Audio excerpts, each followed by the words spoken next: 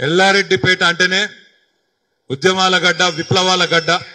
అందుకే ఈ నేలలో, ఈ మానేరు నీళ్లలో ఉండే పోరాట తత్వము, ఉద్యమ ఒక గుణము ఏదైతే ఈరోజు మీరు ఇంతమంది హాజరయ్యి ఒక్క మండల కార్యకర్తల సమావేశమే ఇలా ఒక నియోజకవర్గ స్థాయిలో జరిపినందుకు మా కృష్ణగారన్నకు, మా ఆగన్నకు, పేరు పేరున హాజరైన ప్రతి అన్నకు, ప్రతి తమ్ముడికి, ప్రతి చెల్లెకు, ప్రతి అక్కకు మీ అందరికీ హృదయపూర్వకంగా నా నమస్కారాలు తెలియజేసుకుంటున్నా.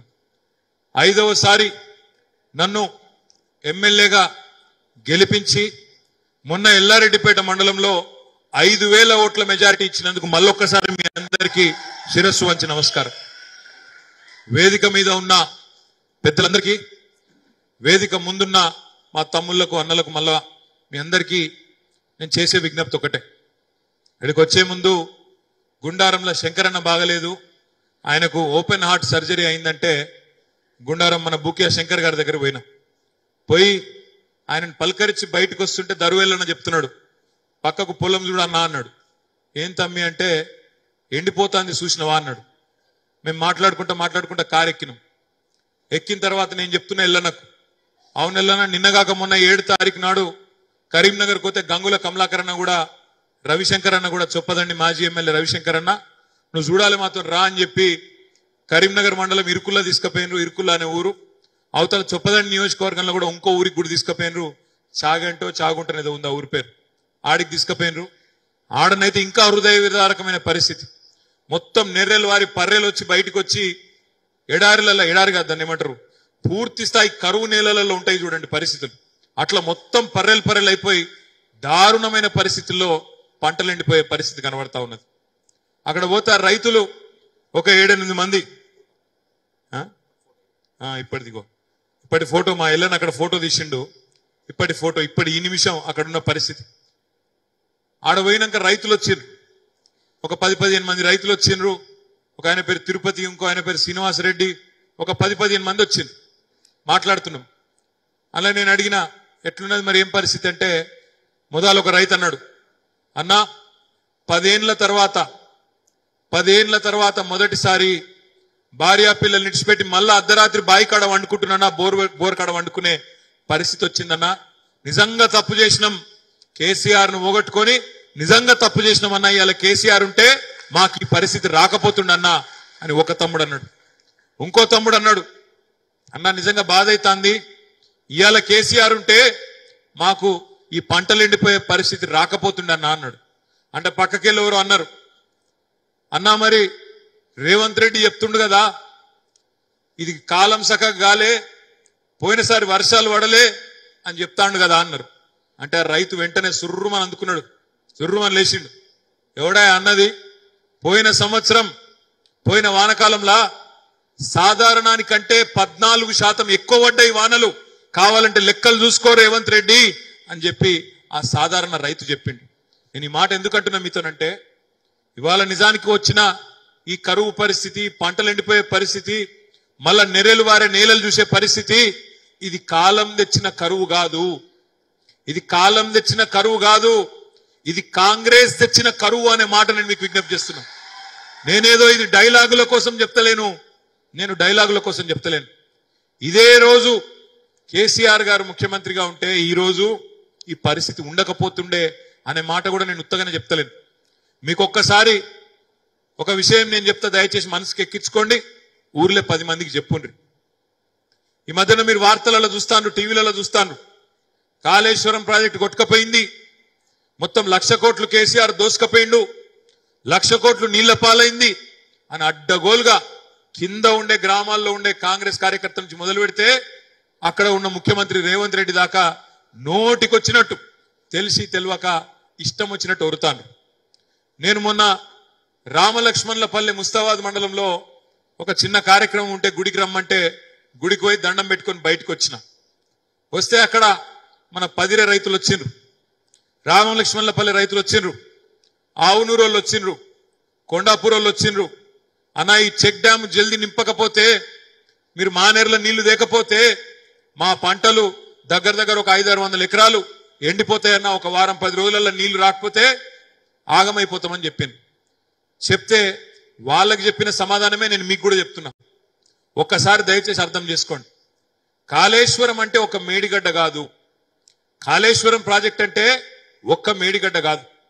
కాళేశ్వరం ప్రాజెక్ట్ అంటే ఏందో ఒక నిమిషం అర్థం చేసుకోండి. తెలంగాణ ఎట్లుంటది అంటే, మన తెలంగాణ భౌగోళికంగా ఇట్లా ఒక గుడిసె లెక్క ఉంటుంది. ఇట్లా ఒక గుడిసె లెక్క ఉంటుంది మన తెలంగాణ. కిందికెళ్ళి ఒక దిక్కుకెళ్ళేమో కిందికెళ్ళి 80-90 మీటర్ల మీద సముద్రానికి 80-90 మీటర్ల మీద గోదావరి నది వారుతుంది. ఇంకో దిక్కేమో కృష్ణా నది 100-110 మీటర్ల మీద కృష్ణా నది పార్కం ఉంటుంది.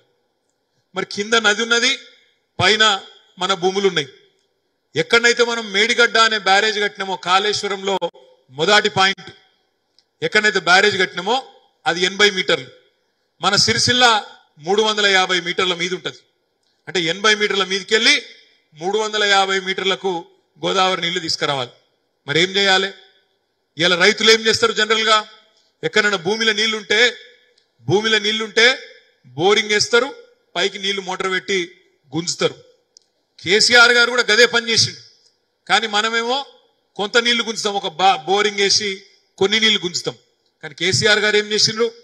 మేడిగడ్డ దగ్గర ఎక్కడైతే మనం నీళ్లు ఆపకపోవడం వల్ల కిందికి సముద్రంలో రోజు 5,000-10,000 క్యూసెక్ల నీళ్లు కిందికి పోతున్నాయో అక్కడ దానికి అడ్డంగా బ్యారేజ్ అంటే ఏంది?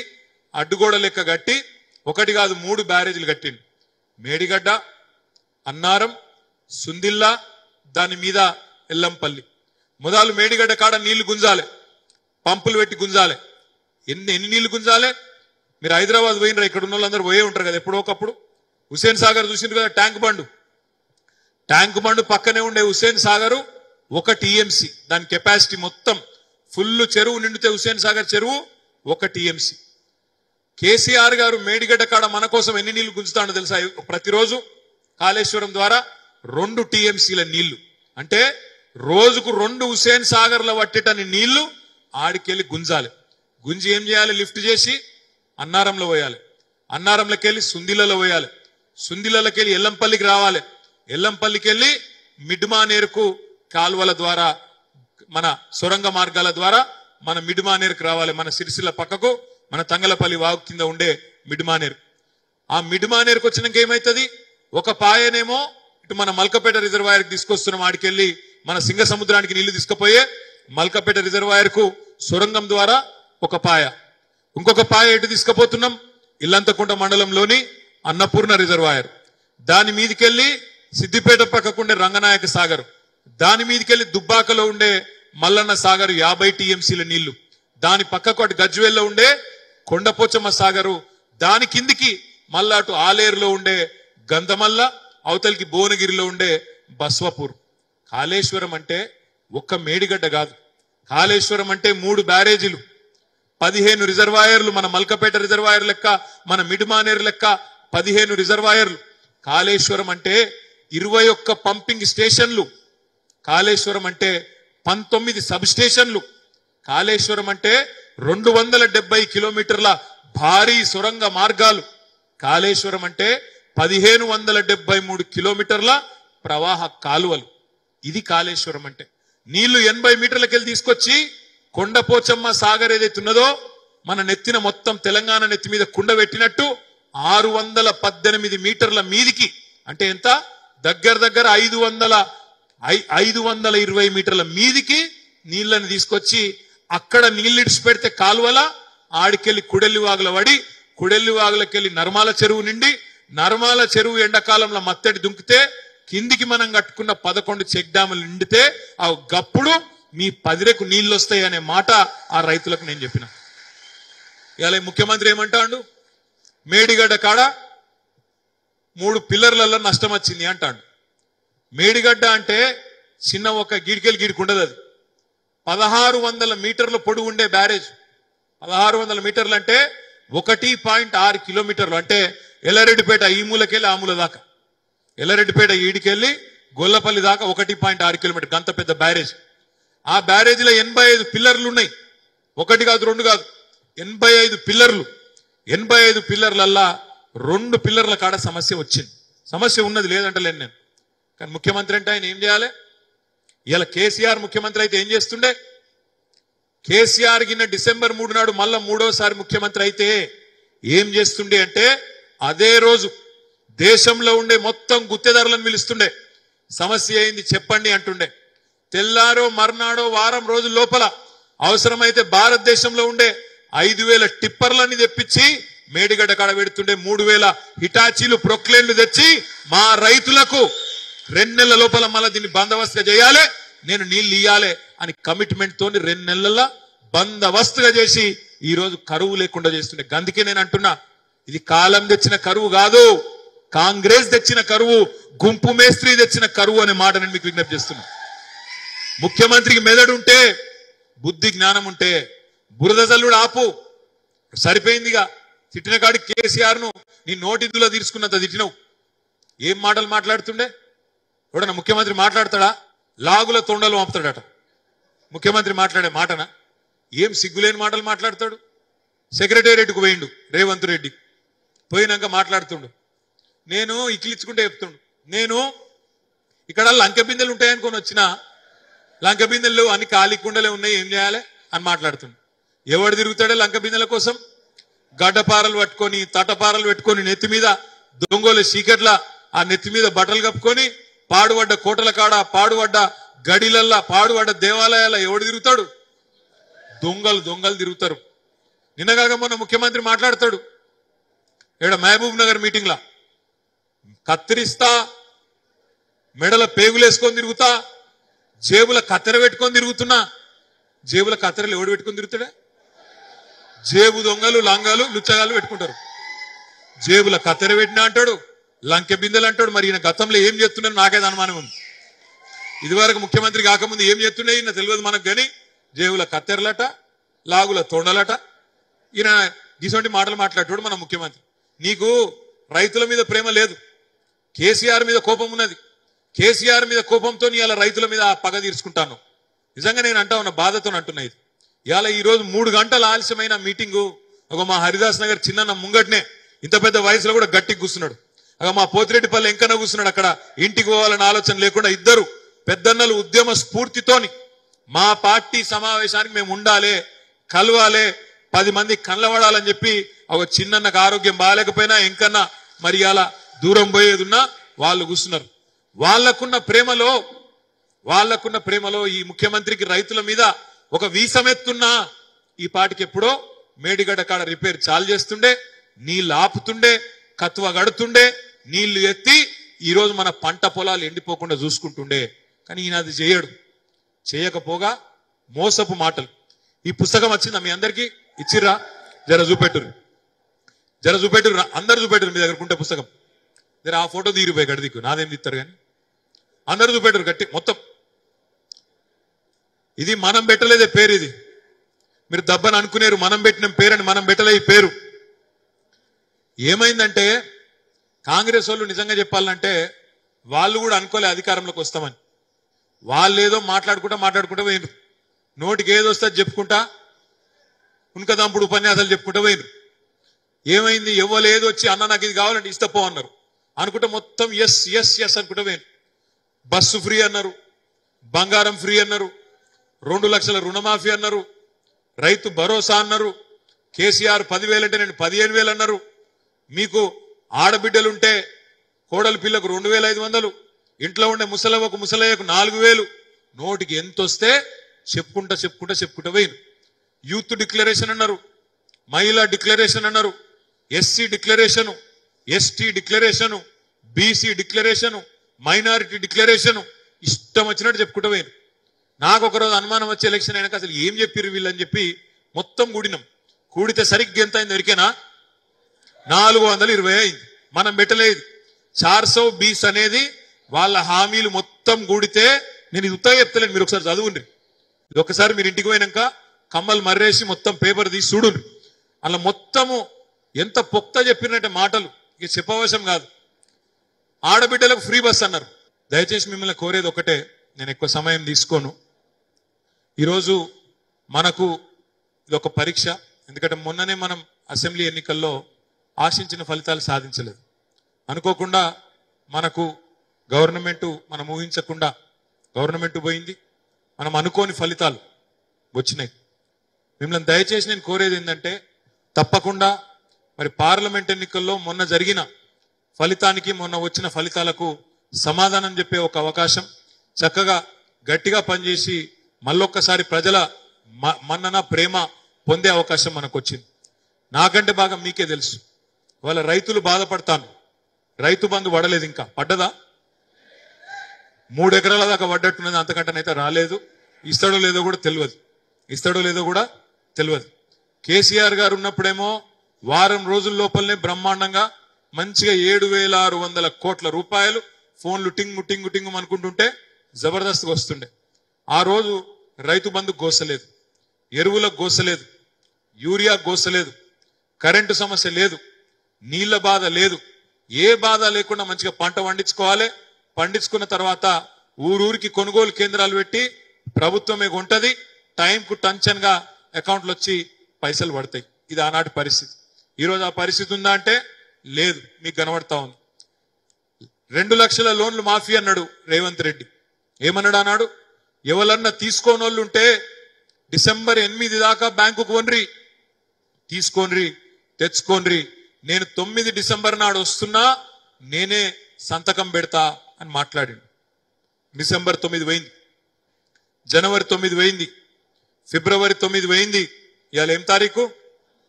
మార్చి 9. 4వ నెల వడ్డం. మరి 4వ నెల వడ్డం కనన్నా రేవంత్ రెడ్డి గారికి యాద్ చేయొద్దా? ఏమాయనాయను నీ మాట తెల్లారే పెడతా అంటే సంతకము ఏమాయే అని గుర్తు చేయొద్దా? చెయ్యాలి. 500 బోనస్ ఇస్తా అన్నాడు, ఒక సీజన్ తప్పించుకున్నాడు. నేను ఇప్పుడు ముఖ్యమంత్రి అయ్యే వరకే పంట కోతలు చాలా అయినాయి, ఇప్పటికిప్పుడు ఇయ్యా అన్నాడు. రైతు బంధు కూడా ఇప్పటికిప్పుడు ఇయ్యా, పాత రైతు బందే ఇస్తా అని ఆనాడు చెప్పిండు. మరి ఈ రోజు పాత రైతు బందే ఇస్తున్నాడు. మరి కింటాలకు 500 బోనస్. ఇది ఒక్కటి జాగ్రత్తగా వినండి. ఎప్పుడు చాలా అయితే ఎల్లారెడ్డిపేటల కోతలు చాలా అయినాయా? ఏప్రిల్లో చాలా అవుతాయి. ఏప్రిల్లో స్టార్ట్ అవుతాయా? మరి ఇవాళ మనం ఎల్లారెడ్డిపేట వేదికగా ఈ రాష్ట్ర ప్రభుత్వాన్ని మనం డిమాండ్ చేయాలి. ఎందుకంటే ముఖ్యమంత్రి గారే చెప్పిండ్రు ఆనాడు పిసిసి అధ్యక్షుడిగా 500 బోనస్ ఇస్తా కింటాల్ కన్నాడు. మరి ఇక మళ్ళా ఎలక్షన్ కోడ్ అని తప్పించుకోకుండా ముఖ్యమంత్రి గారు రేవంత్ రెడ్డి గారు మరి 2-3 రోజులు 4-5 రోజులలోనే వచ్చే వారమే వస్తుంది ఎలక్షన్ కోడ్ అంటాను. ఎలక్షన్ కోడ్ వచ్చినాక ఏమంటాడు హుషారుగాడు? అయ్యో కోడ్ వచ్చింది నేనేం చేస్తా అంటాడు. కోతలు చాలైనాయి కానీ కోడ్ వచ్చింది నేనేం చేస్తా అంటాడు.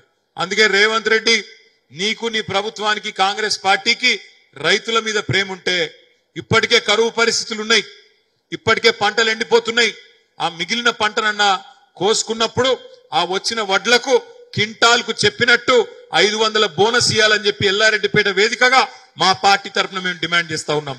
500 కింటాలు, 500 బోనస్ ఏదైతుందో కింటాలకు మాటలతో రాదు. ఎలక్షన్ కోడ్ రాకముందే గవర్నమెంట్ ఆర్డర్ గవర్నమెంట్ ఆర్డర్ కింద తీసినాం అనుకో, అప్పుడు కోడ్ వచ్చినా కోతలు స్టార్ట్ కాగానే ఇచ్చేందుకు అవకాశం ఉంటది. తప్పించుకోకు, ప్రజలను మభ్యపెట్టకు, రైతులను మోసం చేయకు. చిత్తశుద్ధి ఉంటే వెంటనే జీవో ఎలక్షన్ కోడ్ 13-14 వస్తుంది అంటారు. ఈ లోపలనే రేపో ఎల్లుండో తీసి నీ చిత్తశుద్ధి చాటుకోవాలని చెప్పి కూడా రేవంత్ రెడ్డి గారిని నేను డిమాండ్ చేస్తా ఉన్నా. అది మాత్రమే కాదు, ఇవాళ నిజంగా కూడా బాధాకరమైన పరిస్థితి. రైతులు మాత్రమే కాదు, రాష్ట్రంలో నేను మొన్న కరీంనగర్ పోతే కరీంనగర్ లో ఆ మున్సిపల్ మేయర్ గారు చెప్తున్నారు, అన్నా మన ప్రభుత్వం ఉన్నప్పుడు రోజు మంచి నీళ్ళు ఇచ్చినాం కరీంనగర్ పట్టణంలో, కానీ ఈ రోజు నీళ్లు లేవంటుండ్రు ఎల్ఎండిలా, కాబట్టి 2 రోజులకు 3 రోజులకు ఒకసారి నీళ్ళు ఇచ్చే పరిస్థితి వస్తుందన్నా అని చెప్తున్నారు. ఓ దిక్కేమో రైతులకు కష్టం ఉన్నది, పంటలకు నీళ్లు లేవు, పొలాలకు నీళ్లు వస్తలేవు. ఇంకో దిక్కు ఎండాకాలంలో తాగునీళ్ళకు కూడా గోసయ్యేటట్టుంది. పశుగ్రాసానికి పశువులకు నీళ్ళకు కూడా ఇబ్బంది అయ్యే పరిస్థితి కనబడతా ఉన్నది. అందుకే రేవంత్ రెడ్డి గారు నేను చెప్పేది, మీరు భేషజానికి పోకండి. అనవసరంగా కేసీఆర్ మీదున్న కోపాన్ని, మా మీదున్న కోపాన్ని రైతుల మీద తీర్చుకోకండి. తక్షణమే మేడిగడ్డ బరాజుకు ఏవైతే 1-2 పిల్లర్ల కాడ సమస్య ఉందో తక్షణమే మరమ్మతులు చాలు చేయి. తక్షణమే చాలు చేసి 1-2 నెలల పూర్తి చేసి ఆడికెళ్ళి నీళ్లు ఒక పంపన్న చాలు చేసి నీళ్లు లిఫ్ట్ చేయి. అట్లయితే కనీసం ఎండాకాలానికి ప్రజల గొంతన్న ఎండకుండా కాపాడే అవకాశం ఉంటది. ఆ పనిన చెయ్యాలే చిత్తశుద్ధి ఉంటే అని చెప్పి రేవంత్ రెడ్డి గారిని నేను విజ్ఞప్తి చేస్తున్నా. ఒకవైపు ఏమో కాంగ్రెస్ పార్టీ ఇట్లా ఉన్నది, ఇచ్చిన హామీలు నిలబెట్టుకునే పరిస్థితి లేదు. కళ్యాణ లక్ష్మికి కేసీఆర్ 1,00,000 ఇస్తాండు, నేను తులం బంగారం ఇస్తా అన్నాడు. మరి 100 రోజులు అయితే అది దగ్గరగా ఇంకో మార్చి 17 తారీఖు ఇంకొక వారం అయితే 100 రోజులు నిండుతుంది. మరి ఎక్కడన్నా ఒక్క దగ్గర తులం బంగారం ఇచ్చిండా? ఎక్కడన్నా పాత కళ్యాణ లక్ష్మి చెక్కులు ఇస్తాను తప్ప తులం బంగారం లేదు, దాన్ని ముచ్చట్లేదు. ఆడబిడ్డలు 1,67,00,000 మంది ఉన్నారు రాష్ట్రంలో. 18 ఏళ్లు నిండిన ఆడబిడ్డలు వాళ్ళందరూ ఎదురు చూస్తాను ఎప్పుడు చాలైతుంది 2,500 రూపాయల మహాలక్ష్మి పథకం అని. దాని ముచ్చట లేదు. ముసలోళ్ళు ఎదురు చూస్తాను పెన్షన్ డబుల్ అవుతుందంటే ఆశపడ్డారు, 2,000 4,000 అవుతుందంటే ఆశపడ్డారు. కేసీఆర్ అయితే తాతకి ఇస్తాడు లేదా అవ్వకి ఇస్తాడు, నేను ఇద్దరికి ఇస్తా, ఒకరికే ఎట్లిస్తా, ఇద్దరికి ఇస్తా తాత అవ్వకన్నాడు. ఇద్దరు ఎదురు చూస్తాను ముసలోళ్ళు. ఇవన్నీ యాద్ చేయాలి మనం. తప్పకుండా 100 రోజులు చూద్దాం మనం కూడా ఓపికగా. ఇంకో వారం రోజులు ఉన్నది. 100 రోజులు చూద్దాం. 100 రోజుల తర్వాత కాంగ్రెస్ పార్టీకి బొందదవే పని కూడా మనమే చేయాలి అనే మాట కూడా నేను మీకు విజ్ఞప్తి చేస్తా ఉన్నా. ఇడిసి పెట్టొద్దు, తప్పించుకుంటామంటే ఇడిసి పెట్టొద్దు. పార్లమెంట్ లోనే బొంద పెడదాం, పార్లమెంట్ లోనే బొంద అవుదాం. ఎందుకంటే కరీంనగర్ మొదటి నుంచి ఉద్యమానికి పెద్ద దిక్కుగా ఉన్న గడ్డ. ఉద్యమ స్ఫూర్తితో ఉండే కరీంనగర్ పార్లమెంట్ లో గతంలో కేసీఆర్ గారిని ఆనాడు ఉప ఎన్నికలకు పోతే 2006లో మీరే దగ్గర ఉండి 2 లక్షల ఓట్ల మెజారిటీతో ఆనాటి కాంగ్రెస్ ప్రభుత్వానికి చెంపపెట్టులాగా తీర్పునిచ్చి గెలిపించింది ఇదే కరీంనగర్ పార్లమెంట్. రేపటి రోజున కూడా ఈ మోసకారి రేవంత్ రెడ్డి, ఈ మోసకారి కాంగ్రెస్ ప్రభుత్వానికి కరీంనగర్ పార్లమెంట్ నుంచే మనం తిరుగులేని విధంగా తిరుగుబాటు ప్రారంభించి చూపెట్టాలనే మాట కూడా నేను మీకు విజ్ఞప్తి చేస్తా ఉన్నా. తప్పకుండా కొంతమంది అంటారు ఆడ ఢిల్లీలో బీజేపీ ఉండే, ఈడ కాంగ్రెస్ ఉండే, మీకెందుకు వేయాలి అంటాను. అందుకే వేయాలి. ఎందుకు వేయాలంటే అటు వానికి ఇటు వీనికి పక్కల బల్లెంలోకి ఒకడు ఉంటేనే పని జరుగుతుంది. ప్రజల తరపున మాట్లాడేటోడు ఉంటేనే, కొట్లాడేటోడు ఉంటేనే పని జరుగుతుంది తప్ప లేకపోతే డూడు బసవన్నలను ఢిల్లీ దర్బారులో ఉస్కో అంటే ఉస్కో, డిస్కో అంటే డిస్కో అనేటోళ్లను గెలిపించుకుంటే 5 ఏళ్ళు ఏమైందో మీరే చూసింది. ఎట్లున్నాడు మన ఎంపీ గారు ఇప్పుడున్న ఆయన? ఎన్నడా నచ్చిండా ఎల్లారెడ్డిపేటకు? పొరపాటున ఎన్నడా నచ్చిండా? ఒక్క మండల మీటింగ్ అటెండ్ అయిందా? ఒక్క జిల్లా పరిషత్ మీటింగ్ అటెండ్ అయిందా? ఒక్క మున్సిపాలిటీ మీటింగ్ అటెండ్ అయిందా? పార్లమెంట్ లో ఒక్కనాడు మాట్లాడిండా? పార్లమెంట్ లో నేను తెలుసుకున్నా బండి సంజయ్ గారి హాజరు శాతం 5-6% ఉన్నది. పిల్లలు చెప్తారు బడి దొంగ అని. గట్లనే బడి దొంగ ఆయన పోడు, పార్లమెంట్కు ఓడు. ఎందుకు ఓడు నేను కూడా ఆలోచన చేసిన. ఎందుకు ఓడు అంటే ఆయన బాధ ఆయనకున్నది. ఇంగ్లీష్ రాదు మాట్లాడదామంటే, హిందీ రాదు, ఈయన తెలుగులో మాట్లాడితే మనకే అర్థం కాదు, గాడేం అర్థం అవుతుంది. ఇక ఇది బాధ. ఏం చెప్పుకోవాలి మరి ఆయన? ఏం చెప్పాలి? ఏ భాషలో చెప్పాలి కరీంనగర్ గురించి? గట్టిగా అన్నావు అనుకో, ఏమయ్యా బండి సంజయ్ కరీంనగర్కి ఏం చేసినావు నువ్వు ఒక మాట చెప్పు అంటే కోపానికి వస్తాడు. అగో హిందువేనా? నువ్వు అసలు హిందువేనా? దేవుని నమ్ముతావా లేదా? నువ్వు నిన్ను ఎందుకు గెలిపించిర్రు? నువ్వేం చెప్తున్నావు? ఏమంటాడు? నువ్వు ఆయన ఫేమస్ డైలాగ్ నేను చూసినావాటి. ఏమంటాడు ఆయన? అన్నా ఇయ్యాలేం వారం అన్నా, ఇయ్యాలేం దేవుడు అన్నా, రేపేం వారం అన్నా, రేపేం దేవుడు అన్నా, ఎల్లుండేం వారం అన్నా, ఎల్లుండేం దేవుడు అన్నా. అరే గది చెప్తాను నువ్వెందుకు అయ్యా? క్యాలెండర్ కొనుక్కుంటే అయిపోయి పంతులు నడితే ఆయన చెప్తాడు రేపు అమాస, ఎల్లుండి ఇంకోటి, అవతల ఎల్లుండి ఇంకోటి. దానికి నువ్వెందుకు? గిందుక ఎంపీ ఉండేది? మాట్లాడడం గట్టిగా అన్నావు అనుకో, ఏం చేసినావా బండి సంజయ్ నువ్వు 5 ఏళ్ళు అంటే ఏమంటాడు? అరే నేను దేశం కోసం ధర్మం కోసం పనిచేసేటోని నన్ను అంటావా అంటాడు. నువ్వు నిజంగానే దేశం కోసం ధర్మం కోసం పనిచేసేటోని అయితే గిడ మన వెంకటాపురం పక్కన ఒక ఆయన ఆశ్రమం కట్టుకున్నాడు పంతులు, హోమోజయన ఇది ఉందనే పేరు. నువ్వు కూడా ఒకటి పెట్టుకో మాట, నేను కూడా ఆపిండా? నిజంగా ధర్మం కోసం పనిచేసేది ఉంటే గా పని చేయి. అరే నువ్వు గసంటో నీకు ఎంపీ పదవి ఎందుకు? ఆయనకు అర్థం కాదు. ఎంపీ పదవి ఎందుకు? ఆడ ఓకపోవడం ఎందుకు? మాట్లాడకపోవడం ఎందుకు? అందుకే నేను అంటున్నా ఇలా కరీంనగర్ పార్లమెంట్ లో బీఆర్ఎస్ కార్యకర్తలు మనం ప్రతి ఒక్కరికి యాద్ చేయాలి, ఒక ప్రశ్న అడగాలి. మీకు దేశం కోసం ధర్మం కోసం అని చెప్పుకుంటా గాలి తిరిగేటోడు కావాలన్నా, కరీంనగర్ ప్రజల కోసం కొట్లాడేటోడు కావాలన్నా అనే మాట ఖచ్చితంగా అడగాలి. ఇవాళ ఏం చేసిండు 5 ఏళ్ళలో అంటే చెప్పేందుకు ఆయన దగ్గర ఏం లేదు. ఏ వర్గానికి ఏం చేసినావు? సిరిసిల్లలో ఉండే నేతన్నల కోసం ఒక మెగా పవర్ లూమ్ క్లస్టర్ తెచ్చినవా?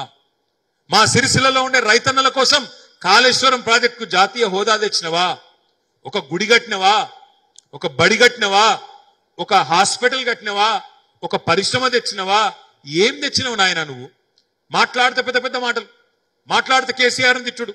కేసీఆర్ని తిట్టినోడల్లా పెద్ద లీడర్ అయిండు, నేను కూడా అవుతా అనేది నా షోక్. అది తప్ప ఇంకోటి ఏం లేదు. ఏం చేసినావు అంటే చెప్పడు. ఏం చేసినావు? చర్చకు రా అని అడిగినాం.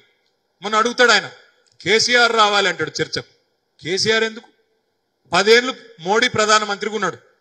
2014 నుంచి 2024 వరకు మోడీ ప్రధానమంత్రి. మోడీ 10 ఏళ్ళు ప్రధానమంత్రి ఉంటే మొదటి 5 ఏళ్ళు కరీంనగర్ ఎంపీ వినోద్ కుమార్, తర్వాత మా తతిమ 5 ఏళ్ళు బండి సంజయ్. మొదట 5 ఏళ్ళు వినోద్ అన్న, తర్వాత బండి సంజయ్. మరి ఎవరి మధ్యన జరగాలి బయస్సు? ఎవరు ఎంపీ మనకు మంచోడు అనేది? బండి సంజయ్కి వినోద్ కుమార్ మధ్యన ఎల్లారెడ్డిపేటలో నేనే బుక్ చేస్తా ఈ హాలు ఆగన్నకు చెప్పి, ఇక్కడనే పెడదాం, బండి సంజయ్ని రమ్మందాం. వినోద్ అన్న ఒక దిక్కు, బండి సంజయ్ ఒక దిక్కు, మాట్లాడు.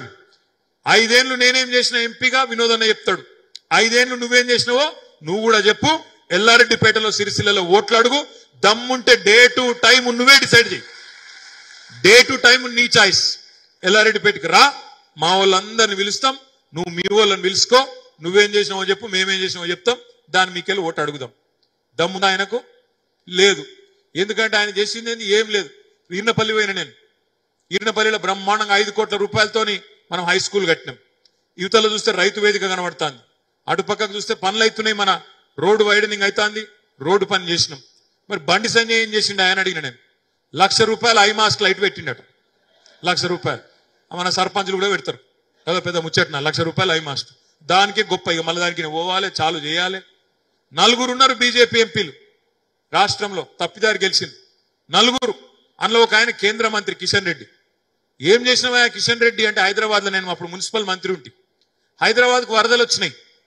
కిషన్ అన్న జరా మోడీ గారు గుజరాత్ పోయి 1000 కోట్లు ఇచ్చిండు, మనకు 500 కోట్లని ఇప్పి అని అడిగిన. సున్నా రాదు. ఏమి కరోనా వచ్చింది అన్న, కొద్దిగా కేంద్ర ప్రభుత్వానికి చెప్పి సాయం చెప్పి అడిగిన. ఏం చేసిండు తెలుసా కిషన్ రెడ్డి గారు? కరోనాలో కుర్కురే ప్యాకెట్లు వంచిండు. కుర్కురే ఉంటుంది చూడు, పిల్లగాళ్ళు తినేది, కుర్కురే ప్యాకెట్లు వంచిండు కిషన్ రెడ్డి గారు. ఆ మధ్యన ఓ రోజు మనం కాళేశ్వరం ప్రాజెక్టు ప్రపంచంలోనే అతిపెద్ద లిఫ్ట్ ఇరిగేషన్ ప్రాజెక్ట్, నీళ్లను ఆ ప్రపంచంలోనే గంత పెద్ద ఎత్తుకు గంత దూరంకి వెళ్ళి తెచ్చే project, biggest lift irrigation project ప్రపంచంలో.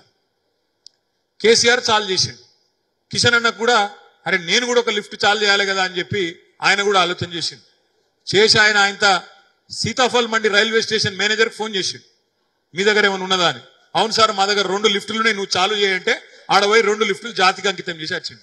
ఇది రైల్వే స్టేషన్లో. గర్సం రోడ్డు కిషన్ రెడ్డి. నిన్నగాక మొన్న పోయి సింటెక్స్ ట్యాంకులు ఓపెన్ చేస్తాడు హైదరాబాద్ లో, కేంద్ర మంత్రి. ఏం చెప్పాలా మీకు? సిగ్గుపోతుంది చెప్పుకుంటే సిగ్గుపోతుంది, చెప్పుకోకపోతే మానం పోతుంది. గట్లున్నది బీజేపీలతో. ఇంకోటి మా అడుగుడు మర్చిపోయినా, ఇళ్లకు మొత్తం పంపుతాడట కదా, ఆ ఫోటోలు వచ్చినాయా మీకు కూడా? ఏది మోడీ, బండి సంజయ్, రాముడు వచ్చినాయా? మంచిగా తీసుకుపోయి పూజా మందిరంలో పెట్టిర్రా? ఎట్లయిందంటే పరిస్థితి, ఇప్పుడు గిట్లనే చీకటి పడుతుంటే ఇళ్లలో ఏమవుతుంది? వానకాలంలో పురుగులు వస్తాయి, ఆ పురుగులను పట్టుకున్నందుకు బలిలు వస్తాయి. ఉసిళ్ళు అవి పురుగులు వస్తాయి, ఆ పురుగులను తింటందుకు బలిలు వస్తాయి. ఇక బల్లి రాగానే మనం చూసుకొని కొడుతుంటాం, ఇట్లా తువాలు ఉంటాయి, తువాల దాంతో దీంతో. ఆయన బల్లి పోయి ఆ రాముని పటం మీద పోయింది అనుకో, ఏం చెప్తాం? ఏం చేయం. ఎందుకంటే బల్లి మళ్ళీ అదివే ఆయన రాముని మీద కొడితే రామునికి దాక్తుందా? ఏం చేయనో తెలియదు. వీళ్ళ పత కూడా గట్లే ఉన్నది. రాముని ఫోటో పెట్టాలి, బండి సంజయ్ ఫోటో పెట్టాలి, తీసుకొచ్చి మన చేతిలో పెట్టాలి. ఎందుకు గట్టిగా ఏమన్నా బండి సంజయ్ నువ్వేం చేసినావు అంటే, ఇగో చూడు దేవుని పటం మీద బల్లి లెక్కనే ఉన్నది. ఈయన కథ కూడా ఇయ్యాలి అత్సంగా. శివలింగం మీద తేలు వచ్చినట్టు, ఆ దేవుడి పటం మీద బల్లి ఎక్కినట్టు ఇగో బీజేపీ ఎంపీల పత కూడా గట్లే ఉన్నది. దేవుని పేరు చెప్పాలి, ఓట్లు దొబ్బాలి. ఇసొంటోళ్ళ గురించి వెనకటికి సినిమా కవి ఒక ఆయన పాట రాసిండు, రామునాము చెప్పునా పరాయమాలు అప్పునా అని. ఒక గట్లే ఉన్నది ఇలా కథ. రాముని పేరు చెప్పాలి, ఓట్లు దొబ్బాలి, అవతల వాడాలి, మళ్ళా 5 ఏళ్ళు పత్తా లేకుండా తిరగాలి. గాలి తిరుగుడు, గాలి మాటలు, కేసీఆర్ని తిట్టాలి, వీని తిట్టాలి, వాని తిట్టాలి. ప్రజలకు మాత్రం మళ్ళీ కళ్ళ పడేది లేదు, పని చేసేది లేదు. దయచేసి నేను మిమ్మల్ని వేడుకునేది, కోరేది, మనం అసెంబ్లీ ఎన్నికలప్పుడు కొద్దిగా ఎంతో కొంత ఆనాడు చేయాల్సినంత స్థాయిలో మనం కష్టం చేయలే. గెలుతాం ఏమైతే కొద్దిగా ఎక్కడోళ్ళు అక్కడ, ఏ ఊరో లావులు. మా సీను బాగా తలుపుతాడు, రాజన్నపేట నవిలకొండ సీను బాగా తలుపుతాడు. నిజమేనా తమ్ముడు? పూర్తిగా చేయలేక ఏదో కొద్దిగా అట్లు ఇటు అటు గెలుతాం అని అధికం ధీమాలో పోయినాం. అందుకే మన మెజారిటీ ఏమైంది? మా చిన్న కూడా తలుపుతాడు. 89,000 నుంచి 29,000కి వచ్చినాం. అంటే 60,000 మన మెజారిటీ తగ్గింది. ఎందుకు తగ్గింది అని నా ఆలోచన చేసిన. నేను కూడా అందరిని అడిగింది. అందులో ఒకటేం చెప్పారంటే, అన్నా నువ్వు అభివృద్ధి మా చేసినావు కానీ జర మాకు ఎక్కువ కలవాలి, ఎక్కువ తిరగాలి, మాతో ఉండాలి, సిరిసిల్లలో కూడా శుభకార్యాలకు రావాలి, టెంపుల్లకు రావాలి, అన్నిటికి రావాలి, మా పిల్లగానిలేమో మాతో సెల్ఫీలు దిగాలి అన్ని చెప్పాను.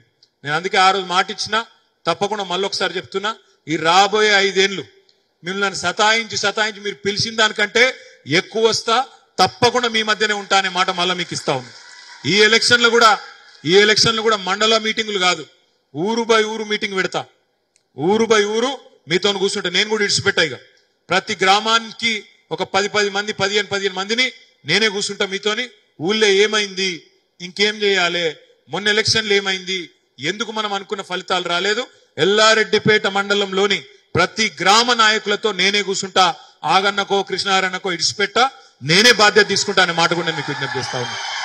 మూడో మాట మా కృష్ణారాయణ అన్నాడు, 10 ఏళ్ళు నిజంగానే కాంగ్రెస్ వాడు రాగానే వాడు చెప్పినట్టు పోలీసు ఓడినవట్టే, వాడు చెప్పినట్టు రెవెన్యూ ఓడినవట్టే, మా వాళ్ళకు నువ్వు అట్లా చేయలేదు అన్నాడు.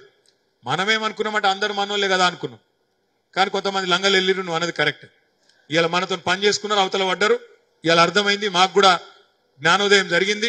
భవిష్యత్తులో ఆ తప్పు కాకుండా చూసుకుంటా మీ మీదికెళ్ళి నడిపిస్తా అనే మాట కూడా తప్పకుండా నేను మీకు మాటిస్తా ఉన్నా. చివరిగా నేను మీకు ఇచ్చే మాట ఏంటంటే, మీ కష్టంలో సుఖంలో నేను ఉండాలి. ఎందుకంటే మీరు నన్ను ఒక్కసారి కాదు, కడుపులో పెట్టుకొని 5 సార్లు గెలిపించాను, 5 సార్లు ఎమ్మెల్యే గెలిపించాను. నేను మీ అందరికి ఇచ్చే మాట ఏంటంటే, వినోదన్ ఎలక్షన్ తోని కథ అయిపోదు. ఆడికెళ్ళి షురు అవుతుంది. ఎందుకంటే తెల్లారి నుంచే పంచాయతీ ఎలక్షన్లు ఉన్నాయి, ఎంపీటీసీ ఎలక్షన్లు ఉన్నాయి, జెడ్పీటీసీ ఎలక్షన్లు ఉన్నాయి, తర్వాత కౌన్సిలర్ ఎలక్షన్లు, సొసైటీ ఎలక్షన్లు కూడా ఈ సంవత్సరమే ఉన్నాయి.